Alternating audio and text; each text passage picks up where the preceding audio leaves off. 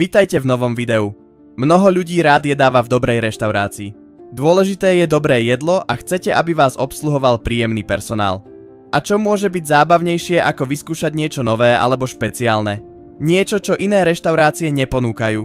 Tento trend sleduje čoraz viac reštaurácií. Pohodlne sa usaďte a dajte si niečo dobré. Tu je 10 najzvláštnejších reštaurácií.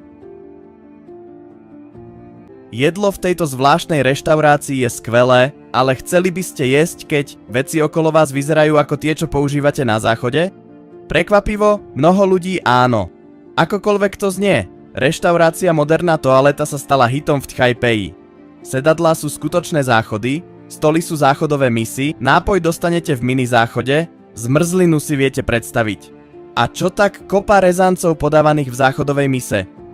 Sami by sme to asi nejedli, ale aj tak, ako vidno z fotiek vo videu, je moderná. Reštaurácia s toaletami je naozaj čistá, upravená a jedlo vyzerá chutne, aj keď nevenujeme pozornosť miskám a pohárom.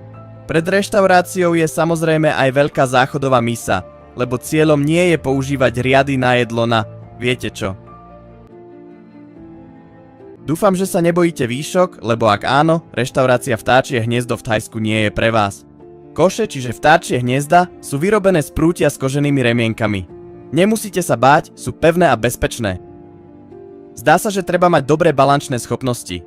Žiaľ, nevedeli sme prísť na to, ako sa hostia dostanú do vtáčich hniezd. Táto reštaurácia v Bangalore dokazuje to, že väzenská téma môže mať luxusný a vkusný vzhľad. Pri vstupe do centrálnej väzenskej reštaurácie vás privíta personál vo väzenskej uniforme. Nebojte sa. Putá vám nenasadia. Stoličky a stoly sú úhľadne rozmiestnené. Môžete si dokonca vybrať stolovanie vo väzenskej cele. Nebojte sa, cely nie sú zamknuté, takže môžete kedykoľvek odísť.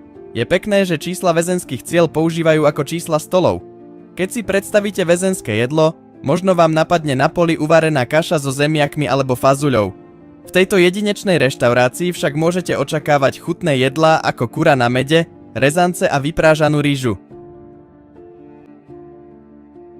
Čína je známa aj ako krajina špičkových technológií. Vyrábajú sa tu najmodernejšie veci, pomôcky a roboty. Raz im napadlo využiť roboty nielen v nemocniciach a hračkách, ale aj ako kuchárov. A skôr než to dopovedali, už to bolo. Reštaurácia Foodom v Kentone vyrobila 46 robotických kuchárov schopných pripraviť rôzne jedlá. Pri čakaní sa nebudete nudiť. Robot vás odprevadí k stolu a porozpráva sa s vami. Robot bude slúžiť aj ako čašník.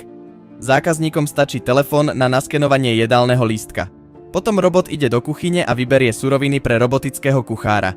Títo robokuchári aj dobrovoľne pomáhali ľuďom variť počas lockdownu. Ryby sú jedni z najobľúbenejších domácich miláčikov na svete. A niektorí ľudia ich nechávajú plávať v akváriu alebo jazierku. Vo Vietname však majú kaviareň, kde nechávajú ryby plávať okolo stoličiek a stolov. Nápadom bolo vybudovať jazierko s kaprom koi. Majiteľ si tento sen splnil tým, že podlahu dvojposchodovej budovy vyplnil vodou, v ktorej plávajú kapry koi a iné malé rybky. Pred vstupom do priestoru si zákazníci musia vyzuť topánky a očistiť si nohy. Nguyen nazval svoj jedinečný kaviarenský podnik Amix Cafe. Nachádza sa vo vietnamskom meste Ho Chi Minh, takže ak ho plánujete navštíviť, budete musieť cestovať ďaleko. Ryby boli teraz premiestnené na iné miesto, kde plávajú v sklenených nádobách okolo kaviarne. Nguyen dostal pomerne veľa sťažností od ľudí, ktorí mu povedali, že týmto spôsobom rybám škodí. Tento svetoznámy 7-hviezdičkový hotel s názvom Almahara je najluxusnejšia reštaurácia na svete. Túto reštauráciu sme vybrali, lebo jej úroveň je taká extrémna, že je fascinujúco ohromujúca. Kým sa dostanete na poschodie s Almaharou, musíte ísť zlatým výťahom. Pred reštauráciou sa nachádza obrovská zlatá mušľa. Majú aj luxusnú chladničku na vína a áno, je zo zlata. Do jedálne prejdete cez galériu mušľí a uhádnete, z čoho je. A samozrejme, ak vám zlato nestačí, reštaurácia má obrovské akvárium s najkrajšími rybami, siahajúce od podlahy po strop. Myslíme si však, že návšteva tejto exkluzívnej reštaurácie vás bude stáť balík. Keď skončíte v nemocnici, pre väčšinu to nie je zábava, ale v Jakarte je nemocnica so skvelou tematickou reštauráciou. Treba spomenúť, že Hospitalis používa skutočné nemocničné vybavenie. Pri jedle môžete sedieť na invalidnom vozíku alebo v posteli. Aj osvetlenie sa podobá na to z operačných sál. Personál nosí uniformy lekárov a sestier s bielými čiapkami a červenými parochňami. Zákazníkov krmia jedlom a táto reštaurácia je pre mňa veľmi zvláštny zážitok. Nápoje podávajú v laboratórnych pohároch. Kaya Bukais je stará japonská reštaurácia Sake House v Japonsku. Sake je druh japonského tradičného vína. Túto jedinečnú reštauráciu si obľúbili, lebo v nej pracujú dve opice makak. Prvá opica menom Jačan bola len domáce zviera a potom prišla pracovať do reštaurácie. Jedného dňa začala kopírovať ľudskú prácu, tak jej majiteľ Kaoru Otsuka dal Jachane šancu. V košeli a šortkách prijíma objednávky nápojov od hostí a obsluhuje ich. Jachan sa stal ozajstným profíkom a odvádza skvelú prácu. Mladšia opička Fukuchan si tiež vedie dobre, hoci má len 2 roky praxe. Fukuchan nosí hosťom teplé uteráky a čistí im ruky pred objednaním nápojov.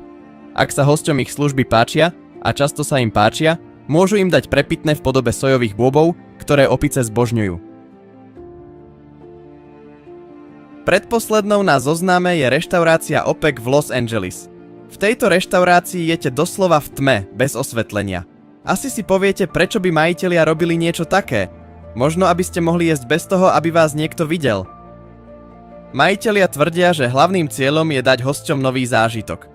Keď nič nevidíte, spoliehate sa na ostatné zmysly. Hmat, sluch, čuch. Tie sa zlepšia. Lepšie vnímate spolustolovníkov, príbehy a jedlo. Takto chce reštaurácia poskytnúť zákazníkom nový zážitok z jedla. Personál je buď nevidiaci, alebo má menšie problémy so zrakom.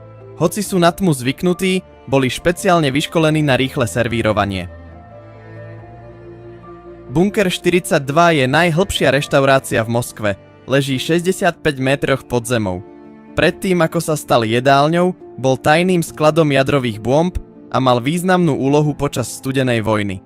Reštaurácia je len časťou bunkra 42, v ktorom sa nachádza aj múzeum, zábavný park a priestory na podujatia. Prehliadka celého bunkra vám zaberie nejaký čas. Návštevníci sem chodia na dobrý drink alebo typické ruské jedlá. Na podzemnú reštauráciu je bunker 42 prekvapivo pekný. Sú tu veľké, mäkké červené stoličky a okrúhle stropy.